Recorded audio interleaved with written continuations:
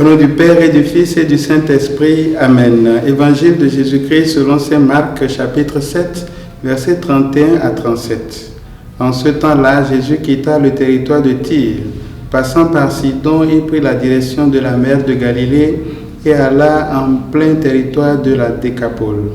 Des gens lui amènent un sourd qui avait aussi de la difficulté à parler et supplie Jésus de poser la main sur lui.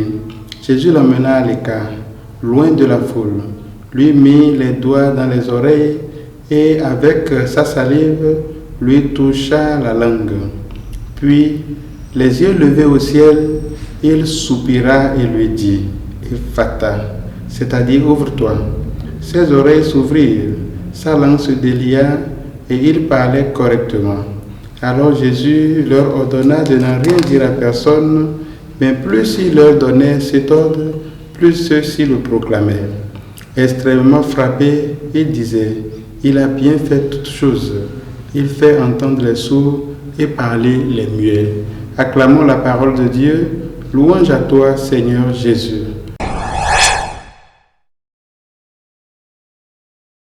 Frères et sœurs en Christ, bonjour. Nous sommes vendredi 12 février et nous bénissons le Seigneur pour ce jour qu'il nous accorde. Nous nous recommandons à sa miséricorde et à sa bonté pour qu'il ouvre aussi les yeux de notre vie, qu'il ouvre nos oreilles à recevoir sa parole, qu'il dispose nos cœurs à vivre selon cette parole. Il a fait toutes choses, il a fait bien toutes choses. Qu'il fasse aussi toutes choses bien dans les vies de chacun de nous. Aujourd'hui, nous comprenons à travers ce texte que nous ne pouvons rien faire par nous-mêmes, mais en même temps, nous devons faire tout ce qui dépend de nous.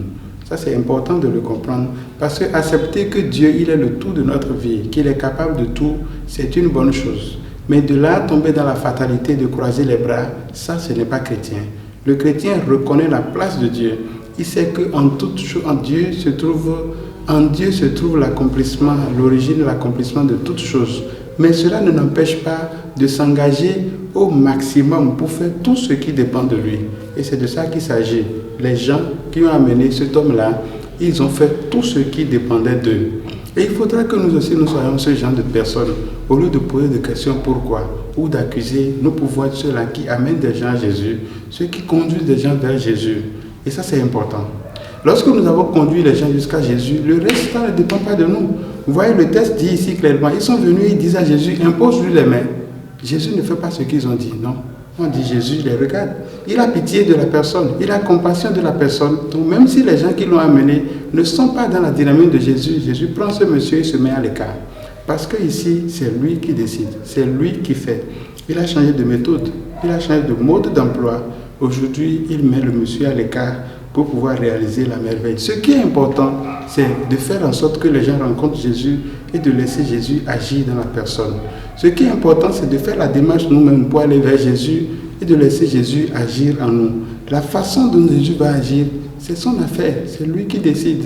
Cessons de continuer de penser que nous devons dire à Jésus ce qu'il doit faire, comment il doit le faire. Et soyons humbles. Humbles comme la femme dont nous avons entendu parler, il est la Syros phénicienne. On l'a traitée même de chienne. Je m'en fous.